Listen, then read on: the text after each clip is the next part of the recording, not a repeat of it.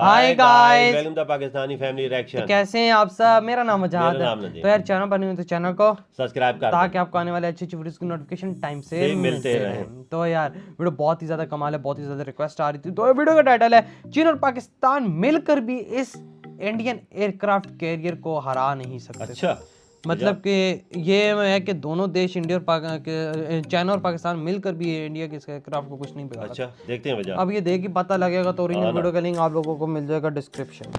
तो देखते हैं अब यार कौन सा है इंडिया का ऐसा एयरक्राफ्ट कैरियर। अभी तो फिलहाल दो हैं, तो काउंट करते हैं 3 2 1 स्टार्ट। साल 1971 में पूर्वी पाकिस्तान, जिसे आज बांग्लादेश के नाम से जाना जाता है, उसकी आज़ादी की जंग में भारत पाकिस्तान की जंग हुई थी। इस जंग में भारत के 3000 सैनिक शहीद हुए, जबकि 12,000 से भी ज्यादा सैनिक घायल हो गए थे। लेकिन इस जंग को खत्म करने के लिए भारत के पहले एयरक्राफ्ट कैरियर INS विक्रांत ने पाकिस्तान को बांग्लादेश में घुसने से ये बात है नहीं छुड़ाए, बल्कि भारत की ताकत का नमूना भी दिखाया था। दोस्तों, अगर उस जंग में INS विक्रांत शामिल नहीं हुआ होता तो न जाने हमारे कितने सैनिक और शहीद हो जाते। सही का। और INS विक्रांत के इसी साहसी हौसले और बांग्लादेश को आज़ाद कराने के लिए उसको 2 महावीर चक्र से सम्मानित किया गया। सिर्फ इतना ही नहीं दोस्तों, भारत के इस एयरक्राफ्ट कैरियर को चीन और पाकिस्तान दोनों साथ मिलकर भी कभी डुबो नहीं सकते। भारत का यह एयरक्राफ्ट कैरियर इतना शक्तिशाली और घातक है जिसके बारे में आपने सोचा भी नहीं होगा।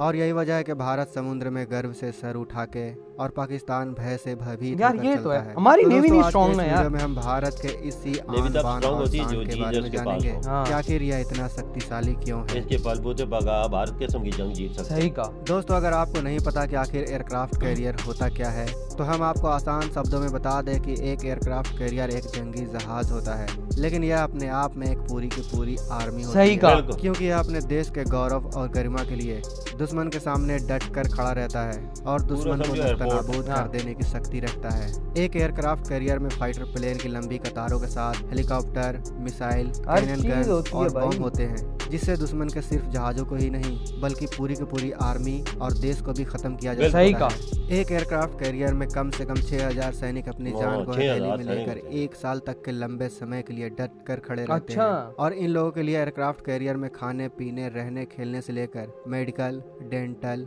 जिम और बहुत सी चीजों की सुविधा मौजूद होती है। इन्हीं सब कारणों से भारत और भारत जैसे बाकी सारे देश जिनके पास यह एयरक्राफ्ट कैरियर है, उन सभी को अपने कैरियर के शक्ति को बनाए रखने के लिए अपने सैनिकों पर गर्व महसूस होता है। तो दोस्तों, आपको भी नेवी और एयरक्राफ्ट कैरियर में जितने भी सैनिक हैं उन पर गर्व होना चाहिए, क्योंकि आज भी इस वक्त वो हमारी सुरक्षा के लिए समुद्र में तैनात खड़े हैं। अगर आपको देश के एयरक्राफ्ट कैरियर और नेवी पर गर्व है तो इस वीडियो को लाइक जरूर करें। हम आपकी जानकारी के लिए बता दें कि 195 देशों में से सिर्फ 13 देशों के पास ही घातक, खतरनाक, शानदार, महंगी और नायाब सी यह चीज मौजूद है। 13 देशों में से भी अधिकतर देशों के पास सिर्फ एक ही कैरियर मौजूद है, लेकिन भारत के पास जल्द ही 2 एयरक्राफ्ट कैरियर होने वाला है। भारत अपने एयरक्राफ्ट कैरियर के लिस्ट को बढ़ाने के लिए और एयरक्राफ्ट कैरियर की खरीदी और मैन्युफैक्चरिंग में जुटा हुआ है। भारत के पास अभी जो एयरक्राफ्ट कैरियर मौजूद है उसका नाम है INS विक्रमादित्य, और जो आने वाला कैरियर है वो INS विक्रांत है। अब सवाल आता है कि आखिर यह कैरियर इतने खतरनाक कैसे होते हैं जो पूरे के पूरे देश को खत्म करने की क्षमता रखते हैं। एक कैरियर इतना खतरनाक इसलिए होता है क्योंकि इस पे कई फाइटर जेट्स तैनात होते हैं जो कई तरह के मिसाइलों से लैस होते हैं और वो हमला करने में पूरी तरह सक्षम होते हैं। इसके अलावा खुद इन एयरक्राफ्ट कैरियर पर भी कई तरह के मिसाइल, रॉकेट और गन्स होते हैं जो दुश्मन को तबाह करने की शक्ति रखते हैं। साथ ही एयरक्राफ्ट कैरियर काफी ज्यादा महंगे होते हैं, जिसे दुश्मन के हमले से बचाने के लिए उसके साथ कई युद्धपोत होते हैं होते हैं जो हमला करने और कैरियर को बचाने के लिए होते हैं। यही वजह है कि एक एयरक्राफ्ट कैरियर अपने आप में एक पूरी की पूरी आर्मी होती है जो एक देश के नक्शे को बदल कर रख देने की ताकत रखता है। आपको जानकर हैरानी होगी कि एयरक्राफ्ट कैरियर को डुबा पाना मुश्किल नहीं बल्कि नामुमकिन होता है।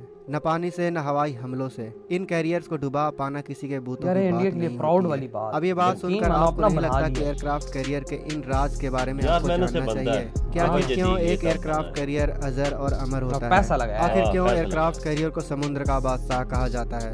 और ये क्यों समुद्र में बेखौफ होकर घूमते हैं? दोस्तों इसकी सबसे बड़ी वजह है इसका हथियार। जैसा कि मैंने आपको पहले ही बता दिया है कि इन कैरियर्स में फाइटर जेट से लेकर हेलीकॉप्टर्स, कैनन्स और मिसाइल तक होते हैं, जो कई हद तक कैरियर पर हवाई हमले और पानी के हमलों को नाकाम कर देते हैं। लेकिन कैरियर पर लगाए गए इस आइसलैंड के पास पूरे कैरियर को कंट्रोल करने वाला पूरा सिस्टम लगा होता है, जिसमें कई ऐसे सेंसर और रडार होते हैं जो कैरियर तक पहुंचने वाले खतरों को कई मीलों दूर से ही भांप लेते हैं और कैरियर के हथियारों का सही इस्तेमाल करके हर हमले का ईंट का जवाब पत्थर से देते हैं। लेकिन आप सोच कर देखिए दोस्तों, लोहे से बने यह विशाल एयरक्राफ्ट कैरियर इतने शक्तिशाली और वजनदार होने के बावजूद भी आखिर क्यों और कैसे नहीं डूब सकते, और इन्हें आखिर क्यों डुबाया भी नहीं जा सकता? दोस्तों इसका जवाब है कंपार्टमेंटलाइजेशन। अच्छा। इस कंपार्टमेंटलाइजेशन की वजह से कैरियर के हर हिस्से को कंपार्टमेंट की तरह बनाया जाता है। मतलब अगर किसी वजह से किसी कंपार्टमेंट में या डेक में आग लगी तो वो आग बस एक कंपार्टमेंट तक ही रह जाएगी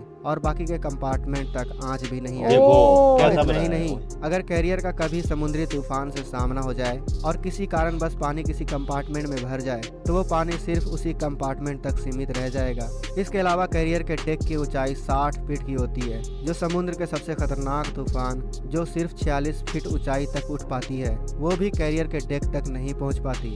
इतना ही नहीं, कैरियर पर लगे वेदर सैटेलाइट कैरियर को मौसम का पल पल की खबर देते रहते हैं। ऐसे में अगर इन्हें किसी समुद्री तूफान का अंदेशा होता है तो यह तुरंत अपने एयरक्राफ्ट को ऊपर वाले डेक से हैंगर डेक में पहुंचा देते हैं और कैरियर में पानी घुसने वाले हर दरवाजे को बंद कर देते हैं। साथ ही इस विशाल कैरियर में ऐसे प्रोपेलर्स लगे होते हैं जो टरबाइन इंजन से चलते हैं और यह टरबाइन 280,000 हॉर्स पावर पैदा करती हैं। इसके अलावा जैसा कि हम पहले ही जानते हैं कि हर एयरक्राफ्ट कैरियर के साथ कई जंगी जहाजों का बेड़ा होता है जो कैरियर पर हुए हमले को पहले ही रोक देती है। यही सब वजह है दोस्तों कि वो चाहे आईएनएस विक्रांत हो या आईएनएस विक्रमादित्य, एक एयरक्राफ्ट कैरियर को डुबा पाना मुश्किल ही नहीं बल्कि नामुमकिन होता है। लेकिन क्या होगा जब दो एयरक्राफ्ट कैरियर यानी भारत का आईएनएस विक्रमादित्य और चीन का लियोनिंग कैरियर समुद्र में आमने सामने आ जाए?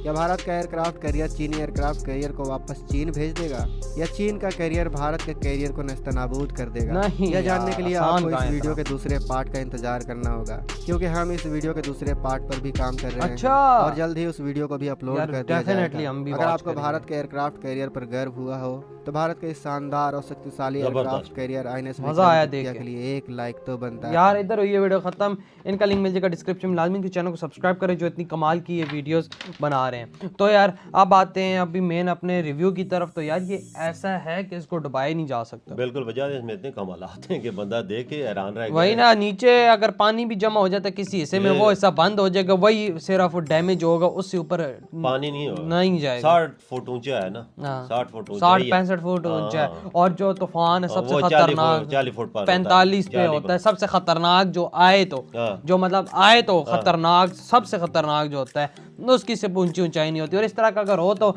ये जहाज अपने नीचे डेक के अंदर ही शिफ्ट कर देते हैं यार, कमाल कि मतलब कि उनको कोई नुकसान हो, क्योंकि जाहिर सी बात है लहरों की स्पीड भी बड़ी तेज है, अगर थोड़ा बहुत हो भी जाए तो एयरक्राफ्ट को नुकसान पहुंचता है, लेकिन ये है कि उसको नीचे शिफ्ट। बिल्कुल वजह कमाल वजह ऐसे जी मुल्क के पास 2 जहाज उनको हराना आसान काम है। इंडिया के पास तो अगला भी तैयार हो गया है और वो अभी ट्रायल्स भी उसके तकरीबन कंप्लीट ही होने वाले हैं। और भाई मैं कहता हूँ कि पूरी चलती फिरती आर्मी ये बात है कि मतलब कि 1971 की जंग में हम लोग बांग्लादेश के अंदर पहुंच सकते थे अगर ये जहाज ना होता। बिल्कुल ये बात सही है, जंग भी जीत से जाते वो जीतते ना, वो बाबा बताओ जीतना ना जीतना बात की बात थी, लेकिन हमारा जो वहाँ पे था इंडिया से होके बांग्लादेश के अंदर जा नहीं सकते थे, एक समुद्री रास्ता था, समुद्र के आगे ये खड़ा हुआ था तो नहीं जा सकते। हमारी नेवी इतनी स्ट्रॉन्ग भी नहीं है और ना थी इतनी पहले से, तो हम लोग नहीं मुकाबला कर सकते थे। किधर आधे तक आते जहाज उड़ा के डैमेज मार देता मैं। जहाज बड़ा खतरनाक, ये जिन मुल्क के बाद खड़ा हो उधर कौन जाता है हर चीज इसमें लगी हुई है, मिसाइल इसमें तो हर चीज, और साथ इसके जो और शिपें हैं वो अलग है, फाइटर वो इसको पहले ही इत्तला कर देती हैं कि हमला होने वाला है और वो फिर आगे हो जाती है, वो भी आगे हो जाती है, उनमें भी चीजें लगी होंगी। पाकिस्तान की नेवी सिर्फ उनसे मुकाबला कर लेती उस टाइम, बहुत बड़ी बात थी। लेकिन ये है कि यार हमारा यार देखो एक जिसके पास वेपन्स हो और आर्मी ज्यादा वो फायदे में रहता है यार, ये बात है। हम लोग इतना स्ट्रॉन्ग देश नहीं है, बिल्कुल क्योंकि हमारा बजट ही इतना है कि जितना इंडिया का एक एयरक्राफ्ट कैरियर है ज्यादा हम नहीं अफोर्ड कर सकते यार, ये चीज नहीं कर सकते हम अफोर्ड। ये देखें ना, ये जहाज इतना महंगा है कि बंदा सोच भी नहीं सकता, इसमें दुनिया की हर चीज पावरफुल। अब अंदाजा लगा लो 200 देशों में से 13 देश हैं जिनमें उनमें से भी एक के पास, अब इंडिया के पास 2 हो गए। लाओ अंदाजा, फिर बंदा कौन बना सकता है? अगर ये होता तो आसानी से होता तो पाकिस्तान भी बना लेता। बना कहाँ लेता बाबा जी, ये तो इंडिया पे आफरीन है कि इंडिया ने अपना अंदर रह के बनाया है, ये कमाल है सबसे बड़ा। तो यार आप लोग बताएं आपके क्या थॉट हैं। इधर ही वीडियो खत्म करते हैं, अपना बहुत ज्यादा ख्याल रखना। तो बाय।